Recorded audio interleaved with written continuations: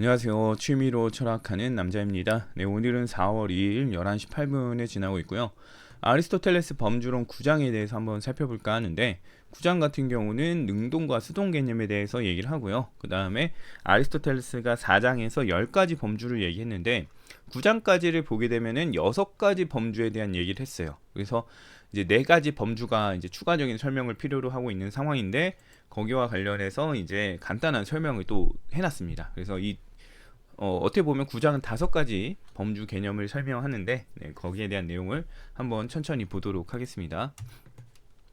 일단 능동과 수동 개념이 왜 생기느냐 이걸 봐야 되는데 사실 능동과 수동 개념을 다 모르진 않아요. 다 알고 있는데 아리스토텔레스가 한 번 더 정리를 했다 이렇게 볼 수 있을 것 같고요. 간단한 내용이니까 가볍게 한번 보게 되면 일단 우리가 존재들이라고 한다면 존재들은 특징 덩어리죠. 이 존재들이 근데 서로 상호작용을 해요. 그래서 서로 상호작용하는 과정에서 보게 되면은 어떤 것을 변화시키는 존재도 있고요. 어떤 것에 의해서 변화하는 것들이 생기게 됩니다. 그래서 변화시키는 것을 당연히 능동이라고 하고 변화되는 것, 어떤 것에 의해 변화되는 것을 수동이라고 표현을 하겠죠. 네, 어쨌든 지금 보게 되면은 무언가로부터 변화하고 무언가를 변화시키는 것이 있기 때문에 이것과 관련된 우리가 이제 개념을 가지고 있어야 된다라는 겁니다. 그리고 그 개념화가 이루어지면은 그에 따라 표현을 할 수 있으니까 그런 표현을 할 수 있는 개념화 작업이 필요한데 이때 이제 변화시키는 것과 변화되는 것을 나타내기 위한 게 능동 개념과 수동 개념이라는 거예요. 그래서 우리가 현상을 개념화하고 표현하려면 능동과 수동에 대한 이해가 있어야 한다라고 보는 걸로 보이고요. 예를 들어 본다면은 하얀 천과 먹물 같은 경우에 이 둘이 서로 상호작용했을 때 먹물은 하얀 천을 검게 물들이게 되겠죠. 그러니까 이제 먹물은 능동적으로 뭔가 하얀 천을 물들인다면 하얀 천은 먹물에 의해서 수동적으로 변화하게 되는 상황에 놓이게 됩니다. 그래서 이와 관련돼서 어떻게 개념화되고 표현되느냐라고 보게 되면 기본적으로 지금 주요 성질로 볼 수 있는 건 검다라는 성질이죠. 이 검다라는 성질이 검게 하다라는 능동적 표현으로 바뀌거나 검게 되다라는 수동적 표현으로 바뀌어요. 그래서 검다를 기준으로 그 다음에 능동적 표현, 그 다음에 수동적 표현이 나오게 되는데 보게 되면은 그 능동과 수동이라는 게 별도의 하얀과 검정처럼 별도의 개념이 있는 건 아니고 이렇게 검다에서 파생되고 뭐 검다에서 이제 또 다시 파생되고 이런 식으로 나아간다는 점을 알 수가 있어요. 그래서 제가 봤을 때는 능동과 수동 같은 경우는 그냥 성질, 속성 범주, 속성 개념의 일부로서 이런 경우들이 있다라고 말하면 될 것 같은데 지금 아리스토텔레스는 독립범주로 넣었죠. 그래서 저는 사실 독립범주로 넣을 만한 개념인가 싶기는 합니다. 근데 이렇게 나눴다는 점은 뭐 이해를 해야 되겠죠. 어떤 이유가 있을지도 모르고 그렇다고 생각을 합니다. 그 다음 보게 되면은 능동과 수동 개념의 이제 특징에 대해서 얘기를 하게 되는데 이 능동과 수동 개념 같은 경우는 기본적으로 특정 성질에서 파생이 돼요. 검다라는 성질에서 검게 되다, 검게 하다가 나오는 거니까 실질적으로는 그냥 당하냐 아니면은 자기가 뭔가에 영향을 주냐 이거 말고는 개념적 특징이 없습니다. 그래서 이 개념들이 갖는 특징을 보게 되면 그냥 성질이 갖는 특징을 그대로 가진다라고 볼 수가 있는 거예요. 그래서 일단 첫 번째로 언급되는 게 반대되는 개념이 있다. 능동 개념이든 수동 개념이든 결국에는 검다에서 검게하다, 검게되다인데 이 검게되다는 반대가 있냐 했을 때 반대가 있다는 거죠. 그래서 하얗게 하다, 뭐 하얗게 되다 이런 것들이 이제 반대 개념인데 이건 결과적으로 성질의 반대를 그대로 따온 거죠. 그래서 성질의 일부다라고 볼 수 있고 그 다음에 더함과 덜함을 나타낼 수 있다라는 건데요. 그래서 뭐 검게 하다를 기준으로 보게 되면 더 검게 하다, 덜 검게 하다 이런 식으로 표현 가능한데 이것도 마찬가지로 성질이 그러니까 이 능동과 수동 개념도 따라온다라는 거예요. 그래서 이렇게 2가지 정도의 특징을 이제 아리스토텔레스가 언급하게 됩니다. 그 다음을 보게 되면 제가 지금 자꾸 아침에 하는데 콧물이 나와가지고 죽겠는데 어쨌든 나머지 범주들에 대한 얘기도 한번 볼게요.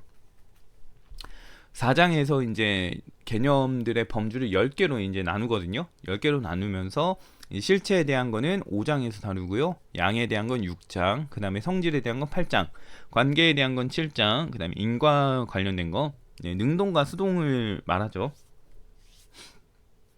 능동과 수동 같은 경우는 9장에서 지금 다뤘죠. 지금 보게 되면 장소, 시점, 동작, 장착. 동작이라고 했는데 저는 이거 책에선 노임새라고 합니다. 노임새에 대해서도 이제 안 다뤘고, 장착도 저는 이제 장착이라고 했지만 실질적으로는 소유라고 하거든요. 소유. 이것들은 안 다뤘어요. 그래서 이것들을 이제 가볍게 다루는데 이게 크게 뭐 따로 엄청 글을 쓸만한 내용이 아니기 때문에 한꺼번에 간단하게 다룹니다. 어떻게 다룬지 한번 볼게요. 일단 노임새와 같은 경우는 그 놓여지는 것과 특정하게 놓이게 하는 것의 관계를 표현하는 개념이라고 합니다. 그래서 앉음, 늘어져 있음 이런 것들은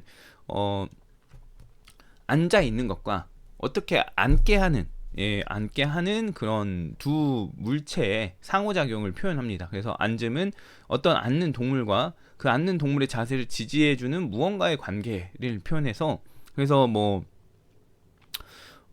예를 든다면은 의자가 있다면은 예를 들면은 앉음이 가능하려면 의자가 있던가 아니면 바위가 있던가 뭐 흙밭이 있던가 아니면 땅바닥이 있던가 이런 식으로 뭔가와 상호작용을 한 상태를 말해요. 그래서 이것들은 이제 노임새와 관련됐다. 늘어져 있음 같은 경우도 이제 뭐 소파에 늘어져 있을 수 있고, 그 다음에 뭐 이제 빨래 건조대에 빨래가 늘어져 있을 수 있고, 이런 그 형태의 특징이 구성될 때 어떤 그 놓여지는 것과 그 다음에 그것들이 놓여지고 있는 어떤 대상의 관계 속에서 나오는 표현들이다라는 거예요. 그래서 아리스토텔레스가 말하기로는 이제 관계 범주에 해당이 된다라고 말하는 걸 볼 수가 있고요.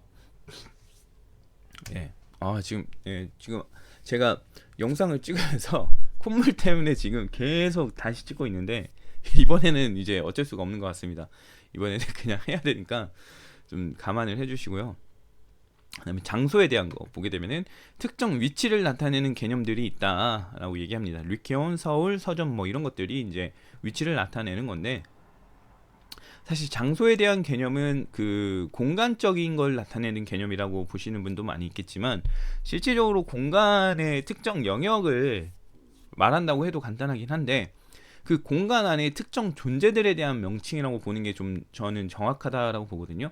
왜냐면은 류케온이나 서울을 예로 들어보게 되면은 서울이라는 공간이나 영역은 흙이나 물이나 아니면은 시멘트나 뭐 이런 것들로 가득 채워진 공간이에요.